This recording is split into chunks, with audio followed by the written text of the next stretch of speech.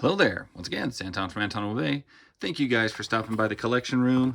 Today we're taking a look at an action figure from clearance. And if you love clearance action figures like I do me a favor and hit the subscribe button. You don't have to hit the thing for notifications. I understand that's pretty annoying. But if you like the video, give me a like and possibly a subscribe. Hopefully I can earn that. Today, like I said, we're looking at this Exosuit Spite Wick Wiki. This is one that I have seen when it came out. I really wanted it, but I just couldn't bring myself to spend like $12, $13 on these little bitty figures. It was just so much money for what you're getting. Anyway, time goes on, and I came across this at my local Walmart, and they had it on clearance for $5. And finally, I was ready to pop on it, so finally got my Spike Witwicky from the movie. He always drove around this weird little exosuit thing in the film, which I don't have a lot of memory of in like the series, but I guess it was there. And it looks like we're getting some odd packaging decisions here. We do have things wrapped in the tiny napkin thing in the back. Looks like we get a couple of booster things.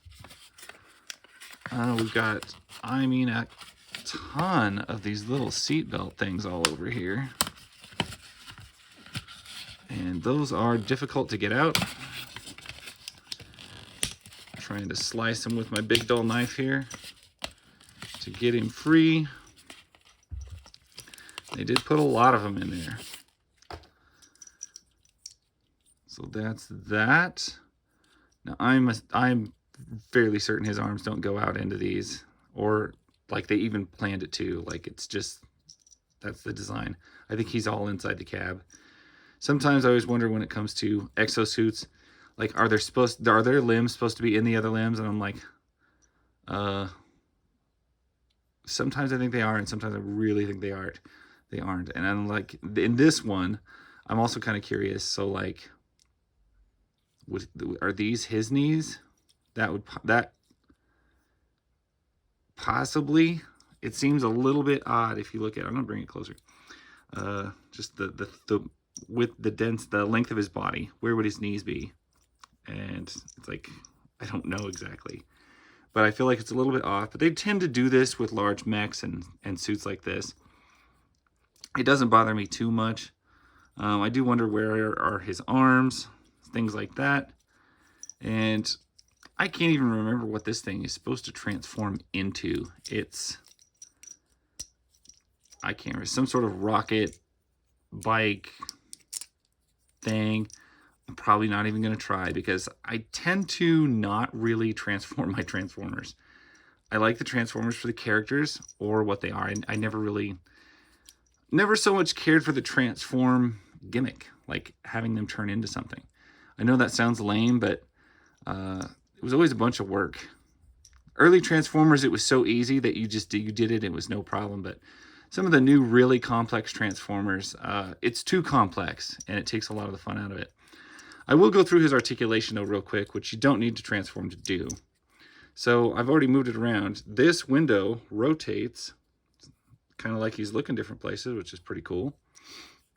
You get a big rotation at the shoulder right here, which is part of the transformation, but also just part of his basic articulation. You get a cool barrel hinge right there, which I just made up that name for that.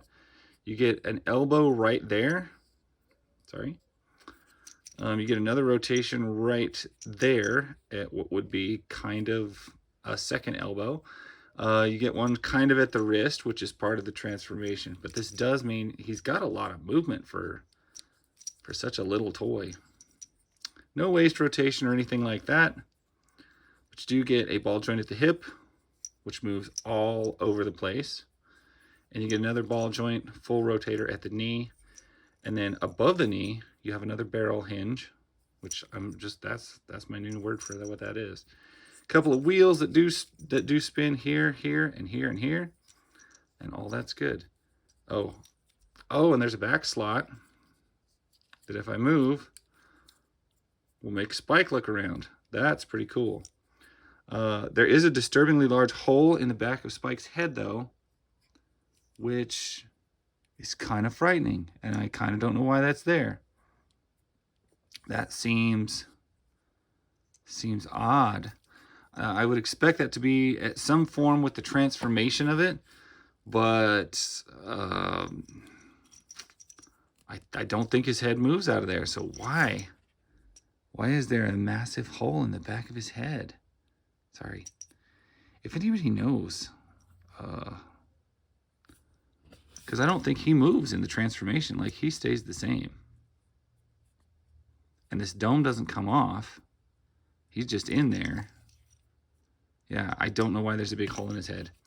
Well, as you can see, he's also a very small figure. I'll keep holding him. He's so small, I keep like missing the camera. But there he is. You can see him. I got paperbacks in the back here. His little effects, which I'm not even sure where they go.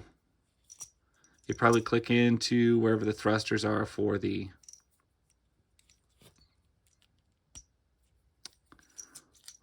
transformation. Looks like they go right on those, which is okay.